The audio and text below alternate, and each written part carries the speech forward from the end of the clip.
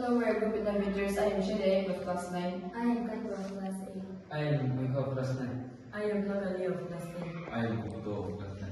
We have done this project under the guidance of Nishiko Nishiko. In this digital world, all works are done through smartphone and it needs to be handy, especially in offices and workplaces. That is why we have come up with the idea of an eco-friendly phone stand.